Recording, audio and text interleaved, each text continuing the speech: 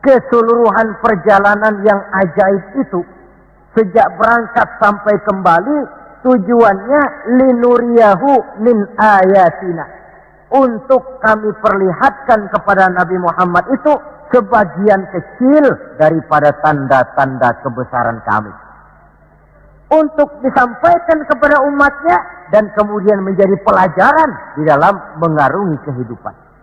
Seluruh perjalanan yang dilihat oleh Nabi, seluruh pemandangan yang ditemui di dalam perjalanan itu merupakan sebagian kecil dari tanda-tanda kebesaran Allah. Dan itu merupakan tamsil, contoh pelajaran buat kita yang hidup di zaman sekarang ini. Misalnya, di dalam perjalanan, Rasul melihat ada orang mencakar-cakar mukanya dengan kukunya sendiri. Beliau bertanya, ya Jibril, itu orang macam apa? Jibril yang waktu itu bertindak sebagai bodyguard menjelaskan, Muhammad, itulah contoh daripada umatmu, orang-orang yang suka memburuk-burukan saudaranya sendiri. Ditamsilkan bagaikan orang yang mencakar mukanya sendiri. Sebab muslim ini bersaudara seperti satu tubuh. Jikalau yang satu sakit, yang lain akan ikut merasakan sakit. Jikalau satu terinjak, yang lain merasakan akibatnya. Ibu jari tersandung batu, mulut akan berkata aduh, air mata akan keluar, kepala mungkin akan ikut pusing, dan itu refleks tanpa harus menunggu undangan. Orang yang memburuk-burukan saudaranya sendiri, hakikatnya mencakar mukanya sendiri. Bak kata pepatah, menepuk air di dulang, terpercik muka sendiri. Lalu beliau melihat pula ada orang dipotong lidahnya. Kata malaikat Jibril, Muhammad, itu tamsil daripada umatmu, orang-orang yang suka mengumpat, para pembuat fitnah, tukang bikin gosip dan menjelek-jelekan orang lain. Maka lidahnya akan dipotong sedemikian rupa. Lalu beliau melihat pula dalam perjalanan ada orang memikul kayu. Sudah cukup berat, rengkek dia membawa beban yang cukup berat itu.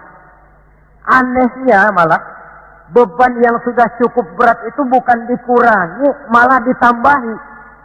Makin berat, makin ditambah, makin berat, makin ditambah.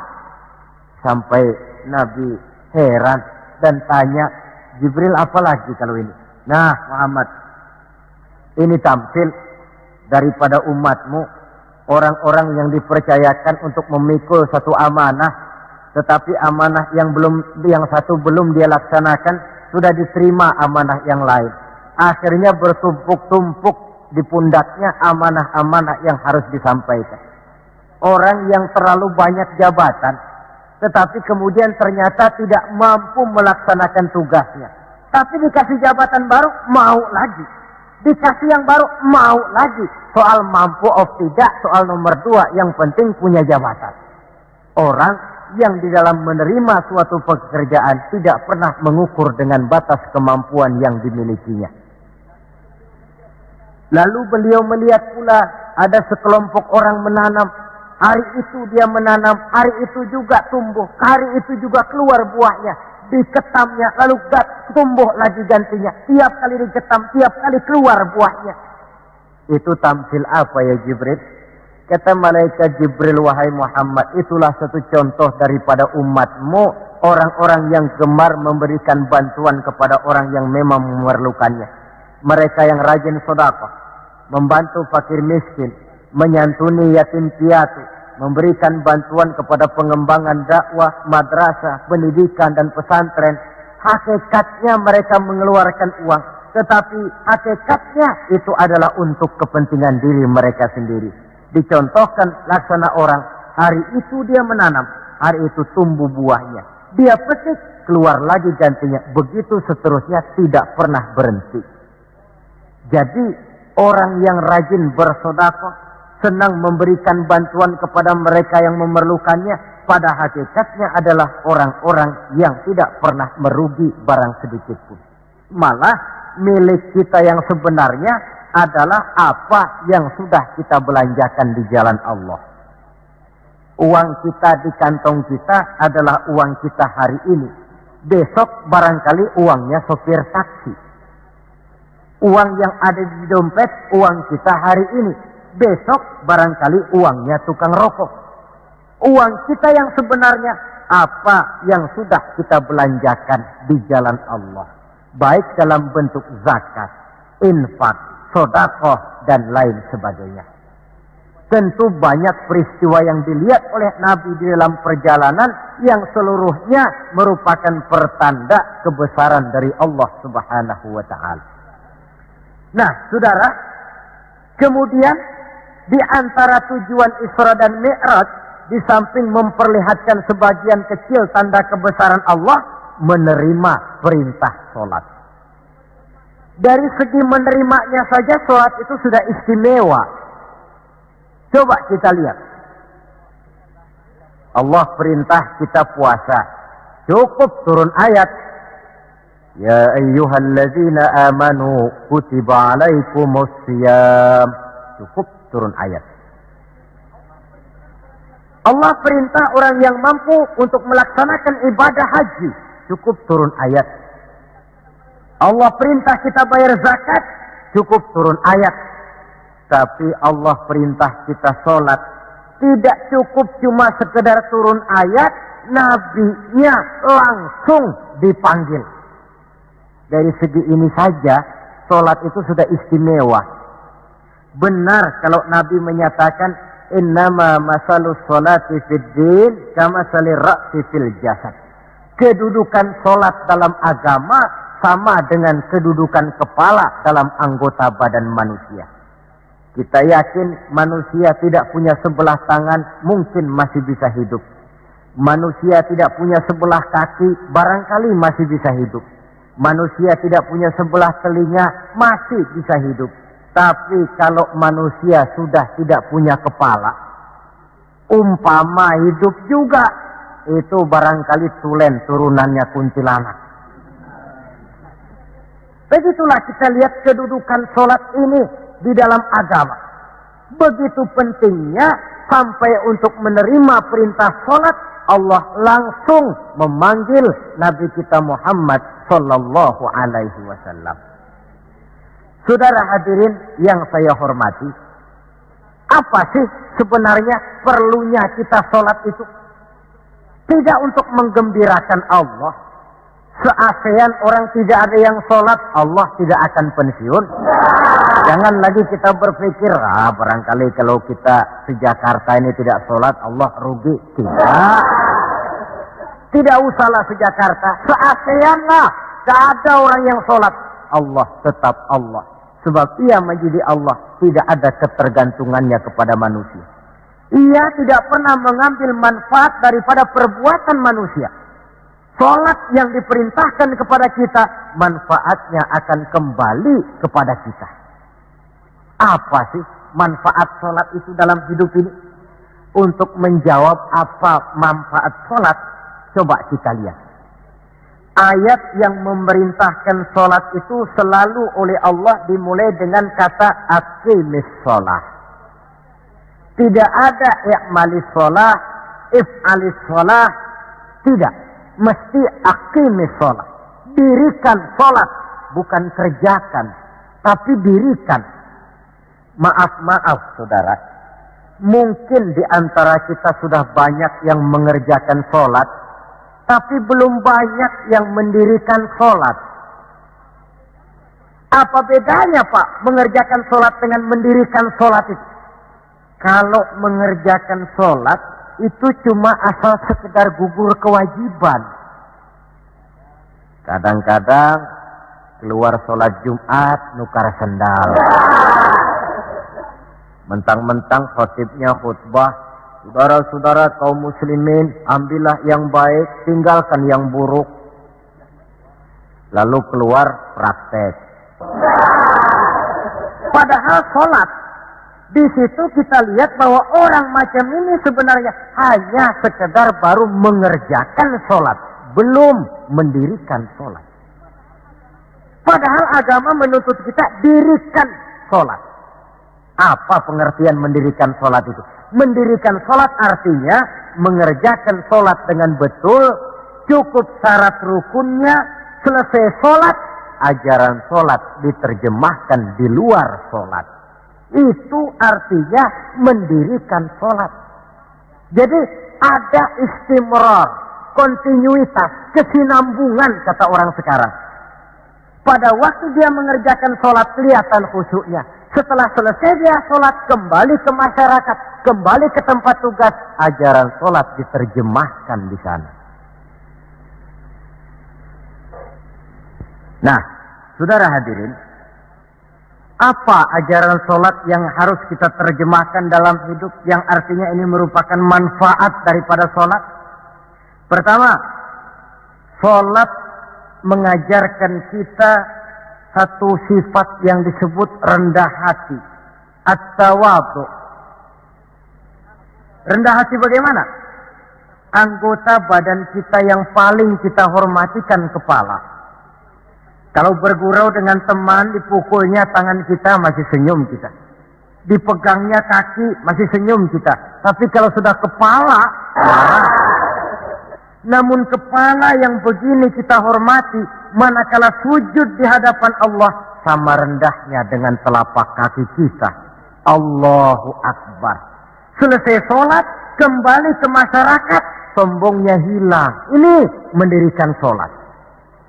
Sebab apa? Dia tahu orang sombong itu Allah tidak senang. Iblis diusir dari sorga itu kan cuma karena sombong. Diperintah sujud kepada Nabi Adam, dia tidak mau. Allah tanya Iblis, kenapa kau tidak mau? Ini kan perintahku, kata Allah. Iblis dengan sombongnya menjawab, wahai Allah, saya akan diciptakan dari api, Adam kan dari tanah. Unsur api lebih mulia daripada unsur tanah. Masa saya harus sujud sama Adam yang baru kemarin? Gengsi ah. Kata Allah, kamu sombong Iblis. Surga bukan tempat orang sombong. Keluar. Iblis diusir dari surga. Jadi kira-kira sajalah, yang sudah di surga itu sombong saja diusir, apalagi kita yang masih di dunia ini. Dalam segala bentuknya, sombong itu Allah tidak senang. Sombong ilmu, Allah tidak senang. Mentang-mentang punya ilmu agama, tepuk-tepuk dada, nih saya satu-satunya ustadz di sini. Semuanya mesti ngaji sama saya ya. Kalau tidak ngaji sama saya, Islamnya kurang tapi sah. Sombong dengan ilmu. Sombong harta, ibu-ibu, Allah juga tidak senang. Sombong pangkat pun demikian juga, yang wajar-wajar sajalah kita dalam hidup. Tawadhu. Yang kedua, sholat mengajarkan kita untuk ikhlas. Berbuat tanpa pamrih. Kalau sudah Allahu Akbar, itu sudah karena Allah. Orang mau puji atau tidak, mau tahu atau tidak, mau dengar atau tidak, yang penting Allah. Tertanam keikhlasan. Bagaimana orang yang ikhlas dalam berbuat itu? Maaf. Orang yang ikhlas dalam berbuat itu seperti orang buang air besar. Saudara, kalau saya tanya, pagi-pagi buang air besar itu ikhlas apa tidak? Walaupun malam saudara habis makan enak, sate, opor ayam, buahnya anggur, apel, besok pagi dibuang, ikhlas. Tidak pernah ditengok-tengokin. Begitu jatuh lalu dilihat, ini jangan-jangan satenya ini, tidak.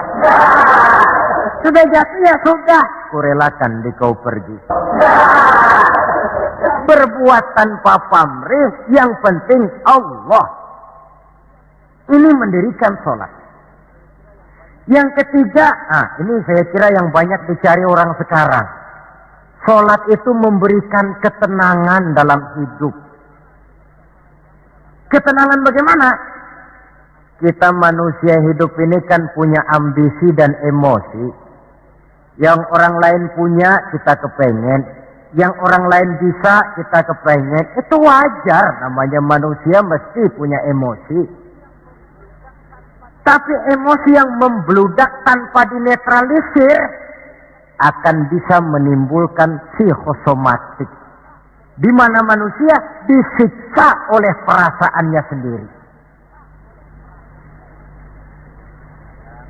Cobalah, kadang-kadang dia lihat tetangganya beli televisi berwarna, tetangga yang sebelah meriang, enggak diapa-apain, meriang.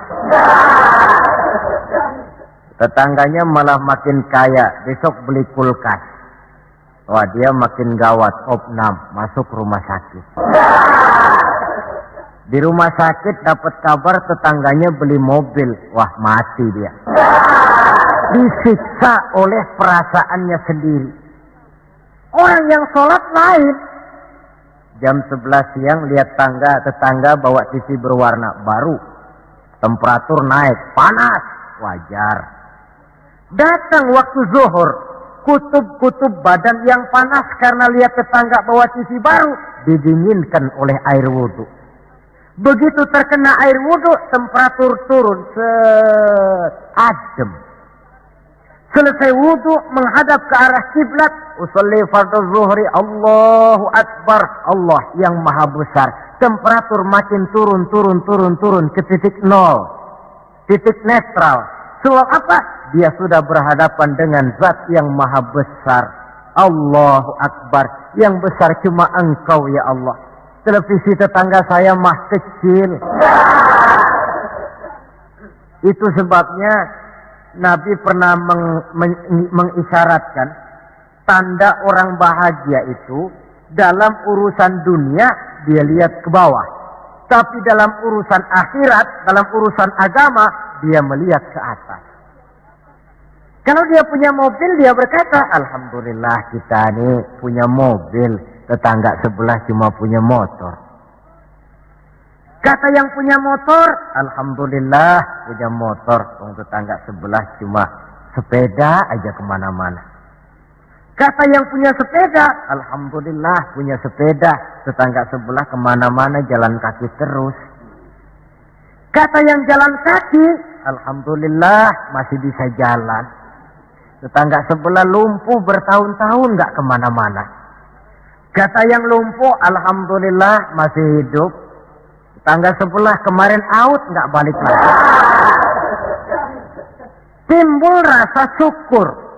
Lalu dalam urusan akhirat agama melihat ke atas. Kalau dia bisa jaga sholat yang 5 waktu, kenapa saya tidak? Kalau dia bisa baca Quran, kenapa saya tidak? Kalau dia walaupun hidup sederhana berani membantu pembangunan masjid, musola, madrasah, kenapa saya yang lebih kaya tidak? Timbul keinginan untuk mencontoh. Mencontoh orang dalam ibadah menimbulkan kepuasan batin. Sebaliknya, mencontoh orang dalam urusan harta menimbulkan rasa penasaran, hasud, dengki, tidak senang melihat orang lain mendapat nikmat, dan paling akhir disiksa oleh perasaannya sendiri. Ketenangan dalam hidup, ketenangan dalam rumah tangga tercipta karena sholat. Cobalah, kalau seorang istri, suami ahli sholat, istrinya sholat, jam 4 bangun, dibangunkan istrinya, bu, mari sudah menjelang subuh, ayolah kita ambil air wudhu, berangkat. Selesai dia ambil air wudhu, dia sunnah qobliyahnya 2 rakaat. Kalau dekat ke musola masjid, jamaah ke musola masjid. Kalau jauh, jamaah di rumah. Nikmat rumah tangga muslim itu. Si suami jadi imam, istri jadi makmum. Suami takbir, istri takbir. Suami ruku, istri ruku. Suami sujud, istri sujud. Selesai sholat, Assalamualaikum warahmatullah. Assalamualaikum warahmatullah. Si istri mencium tangan suaminya, bang, kalau tadi siang banyak dosa saya, maafkan bang. Nikmat rumah tangga muslim tercipta karena sholat. Suatu hari bertengkar, jang ceng cong hang heng hong, ribut suami. Datang waktu zuhur, kata suaminya, bu, waktu zuhur sudah datang. Pertempuran kita hentikan sebentar. Gencatan senjata mulai. Ayo kita sholat. Ayo kau jadi imam lah. Suami jadi imam, istri jadi makmum. Biar monyong-monyong dikit, sholat.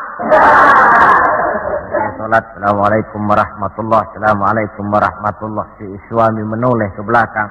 Bu, kalau memang masih penasaran, terusin yuk. Saya kira kalau memang masih terus juga, itu memang dasar ahli bertengkar. Sudah profesional itu. Pakai sholat saja tidak mempan, bagaimana pula dengan yang lain. Sholat membawa ketenangan dalam hidup pribadi, berumah tangga, bahkan bermasyarakat sampai kepada bernegara. Inilah makna inna sholata tanha anil fahsya'i wal munkar. Sholat yang didirikan dengan betul mampu mencegah manusia daripada perbuatan yang keji dan munkar. Saudara hadirin yang saya hormati, dengan demikian maka sholat adalah keperluan kita, bukan keperluannya Allah.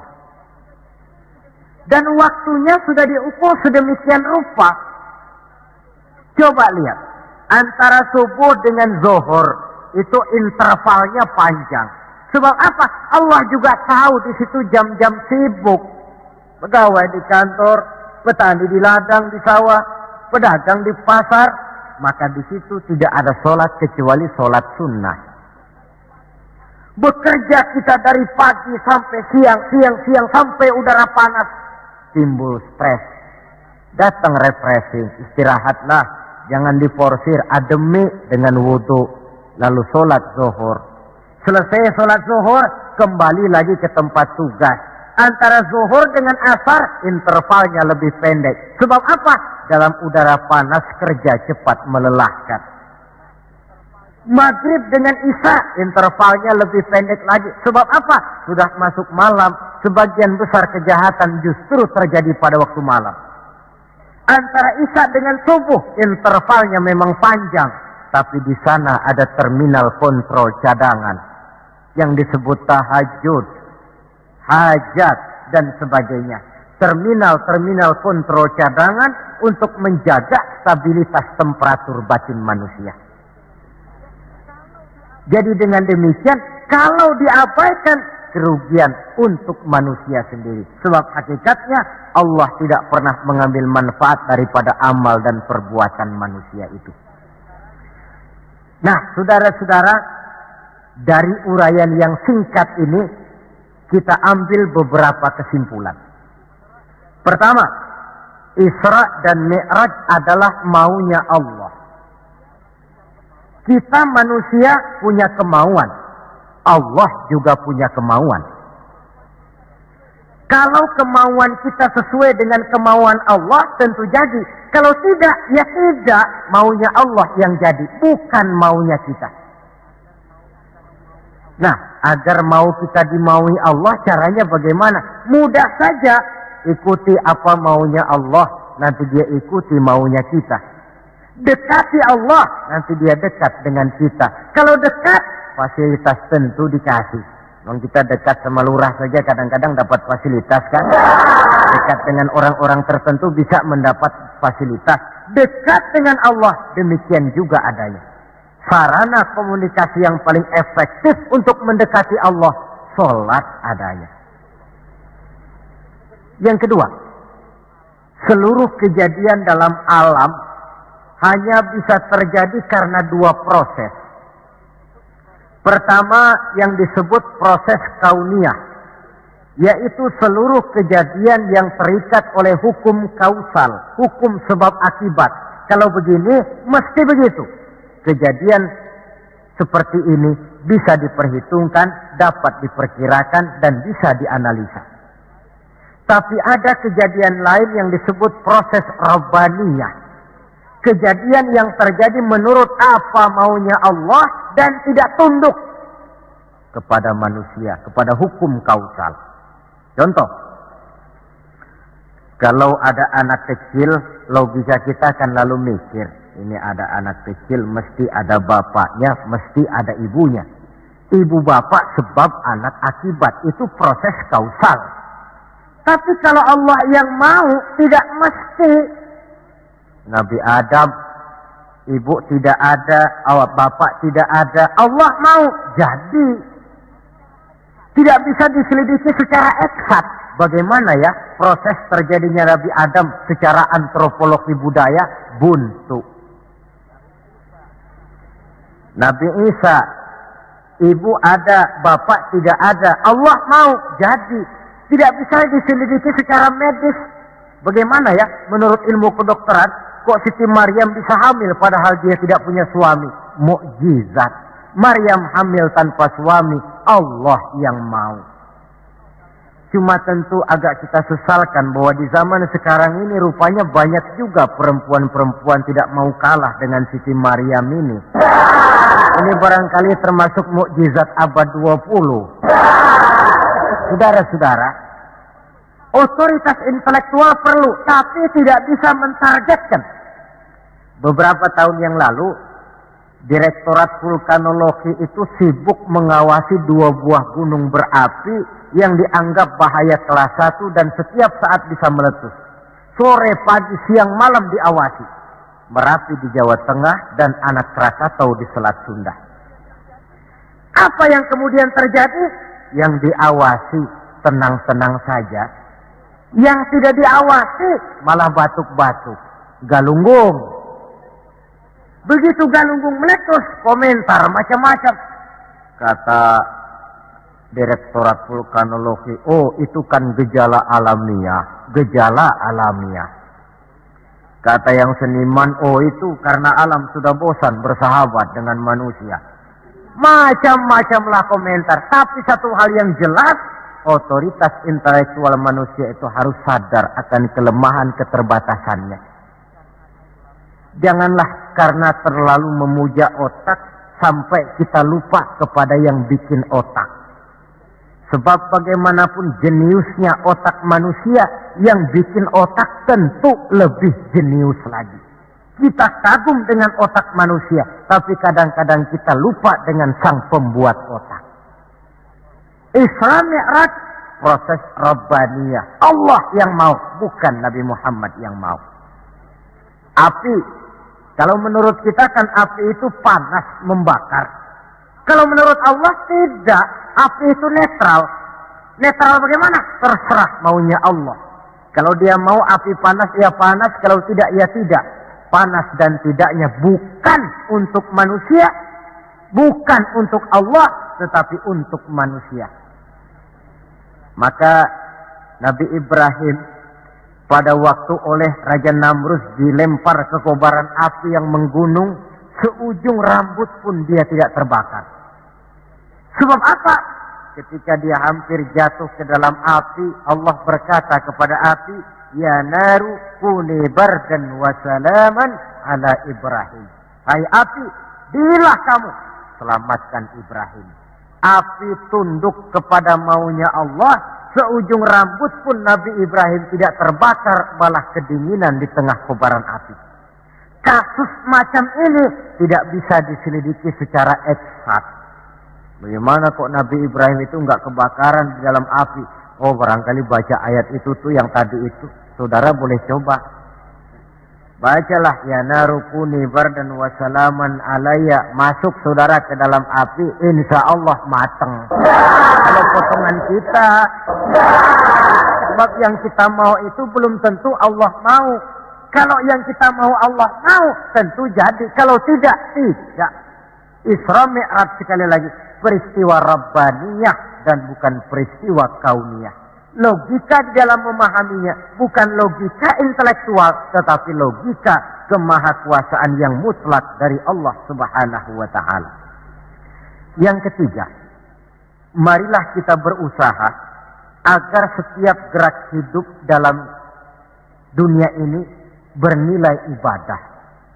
Sekurang-kurangnya berupa ucapan-ucapan yang baik. Bukankah yang namanya ibadah itu ya sholat ibadah, puasa ibadah, zakat ibadah, haji ibadah. Tapi tidak terbatas kepada hanya sekedar itu.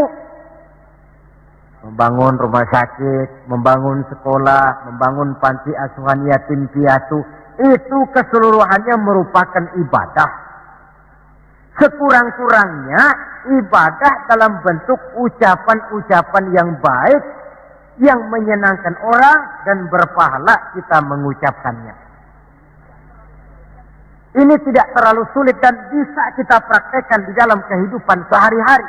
Begitu pentingnya soal ucapan, sampai dalam satu ayat Allah menjelaskan, wa qaulun ma'rufun khairun min shadaqatin yatba'uha adza. Ucapan yang baik itu lebih disukai Allah daripada sedekah tapi menyakitkan hati orang yang menerimanya. Sedekah itu pahalanya besar tentu, tapi kalau menyakitkan hati orang yang menerima, lebih baik ngomong yang enak-enak sajalah.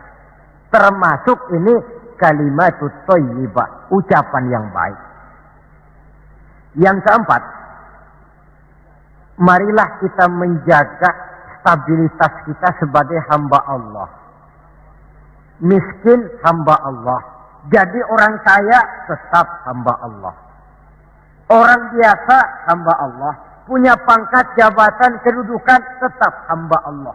Dalam keadaan bagaimanapun posisi kita, nilai kehambaan jangan bergeser adanya. Yang kelima, Isra Mi'raj sesungguhnya merupakan batu ujian. Setelah terjadi peristiwa Isra Mi'raj kelihatan mana yang loyang, mana yang emas, mana yang batu kerikil, mana yang mutiara dan intan.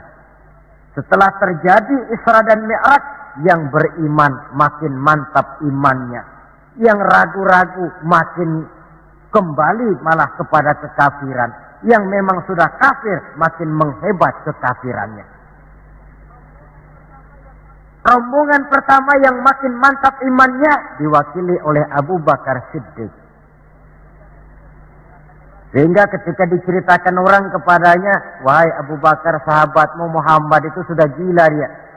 Gila bagaimana? Masa dia cerita katanya tadi malam dia dari Masjidil Aqsa, lalu sekarang sudah ada di Mekah lagi. Betul dia cerita macam itu? Betul. Saudara, kalau memang Muhammad yang cerita macam itu, jangankan cuma sekedar sampai Masjidil Aqsa di Palestina, lebih daripada itu pun kalau dia yang memang betul cerita, saya percaya. Makin mantap. Yang ragu-ragu malah ada yang kembali kepada kekufuran. Yang kafir malah makin menghebat kekafirannya. Maka Isra Mi'raj merupakan ujian bagi umat untuk menyaring, merupakan filter mana umat Nabi yang benar-benar yakin dengan iman, dan mana yang setengah-setengah, dan mana yang murtad, kemudian mana yang ingkar dan kafir. Oleh karena itu, hakikatnya kejadian apapun yang kita alami dalam hidup, hendaklah berlaku seperti Nabi Sulaiman alaihi salam. Diberikan beliau kekuasaan, diberikan pengetahuan, diberikan harta yang banyak. Atas semua itu, beliau hanya berkata, "Hadza min fadli Rabbi liyabluwani aashkuru am akfur." Semua ini, kekuasaanku, hartaku, ilmu pengetahuan yang diberikan kepadaku, ini cuma sekedar karunia untuk menguji diriku, adakah aku bersyukur karenanya atau malah aku menjadi ingkar karenanya. Maka bersyukurlah kita yang hidup di satu zaman yang jauh dari zamannya Rasulullah. Kita belum pernah berjumpa dengan beliau, belum pernah mendengar suara beliau, tidak melihat gerak langkah di perjalanan beliau. Entah kita beriman dengan peristiwa Isra dan Mi'raj ini. Jauh lebih beruntung daripada orang-orang yang langsung ditongkrongi Nabi. Mereka melihat wajah Nabi, mendengar Nabi membaca wahyu, melihat mukjizat, tetapi mereka tidak juga mau beriman. Nilai-nilai iman ini kalau tidak kita pelihara dan kita syukuri, akan bisa bergeser, ditelan oleh segala macam godaan dan cobaan yang kita hadapi di dalam perjalanan hidup ini. Saudara-saudara hadirin yang saya hormati, dengan begitu maka Isra dan Mi'raj dengan segala kejadian yang ada di dalamnya, sekali lagi merupakan bukti kemahakuasaan yang mutlak dari Allah dan kelemahan serta keterbatasan dari kemampuan yang dimiliki oleh manusia. Membicarakan Isra dan Mi'raj artinya bercermin di dalam perjalanan yang luar biasa itu. Bercermin apa? Bahwa pengetahuan manusia, taruhlah dia sudah melanglang buana ke ruang angkasa, tapi masih terbatas kepada alam yang fisika, dan itu pun sedikit sekali. Belum dia menyeberang ke alam metafisika. Kekayaannya, apalah artinya kekayaan manusia ini? Jabatan barangkali, kita semua sadar bahwa pangkat yang paling tinggi sebenarnya kan pensiun. Titel yang paling akhir tidak lain adalah almarhum. Setiap kita akan berjalan ke arah itu, sehingga tidak terkena apa yang diingatkan Allah. Kalla innal insana la yatgha ar-ra'ahu istaghna. Manusia itu mudah lupa diri manakala melihat dia sedikit mampu, kaya, berkuasa, pandai, mudah lupa diri. Cobalah lihat berapa banyak orang-orang yang tadinya sudah adil, berjuang menegakkan keadilan, namun di tengah jalan dia bisa berbalik meluncur menjadi orang yang justru menginjak-injak keadilan itu sendiri. Berapa banyak orang-orang yang tadinya sudah benar, berjuang menegakkan kebenaran, atau sekurang-kurangnya berniat untuk membela kebenaran, tapi di tengah jalan dia bisa berbalik menjadi orang yang justru hanya mau benar sendirian, walaupun tidak benar bagi orang lain. Wa idza massal insana durru da'ana li janbihi aw qa'idan aw qa'ima falamma kashafna anhu durrahu marra ka'an lam yad'una ila durrin massahu. Kalau manusia ditimpa kesulitan, dia bermohon kepada Allah supaya dihilangkan kesulitan, baik pada waktu berdiri, sambil berbaring, sambil tidur. Manakala kesulitan sudah dihilangkan, marra ka'an lam yad'una ila durrin massahu, dia pun berjalan dengan sombongnya, seolah-olah belum pernah minta tolong kepada Allah. Ini kecenderungan manusia.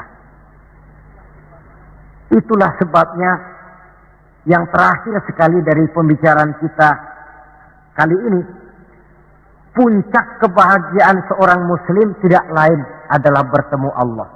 Bagaimanapun nikmatnya masuk surga, kalau diukur dengan bertemu Allah, masih jauh lebih nikmat bertemu Allah. Nabi di puncak perjalanan Mi'raj bertemu Allah, tapi pertemuan itu diawali dengan berbagai macam cobaan, ujian, fitnahan, sampai kepada ancaman akan dibunuh. Paling akhir beliau mendapat perkenan bertemu Allah, puncak kebahagiaan hidup yang belum pernah diberikan kepada seorang pun manusia, baik sebelum atau sesudah beliau. Jadi begitulah seperti pepatah bilang, habis gelap mesti terbit terang. Inna ma'al usri yusra. Di balik segala kesulitan itu, insya Allah akan menunggu kemudahan. Kesulitan adalah bagian daripada hidup. Bukan untuk ditakuti, tetapi untuk dicarikan jalan keluar bagaimana pemecahannya. Saudara, inilah pembicaraan kita pada pertemuan ini. Walaupun selintas, mudah-mudahan bisa memberikan gambaran tentang Isra dan Mi'raj yang pada gilirannya akan memperkuat nilai-nilai keimanan kita dalam rangka melaksanakan apa yang diperintah Allah dan menjauhi apa yang dilarangnya. Terima kasih banyak atas perhatian saudara. Mohon maaf atas segala kekurangan. Usikum wa iyaya bitaqwallah. Wassalamualaikum warahmatullahi wabarakatuh.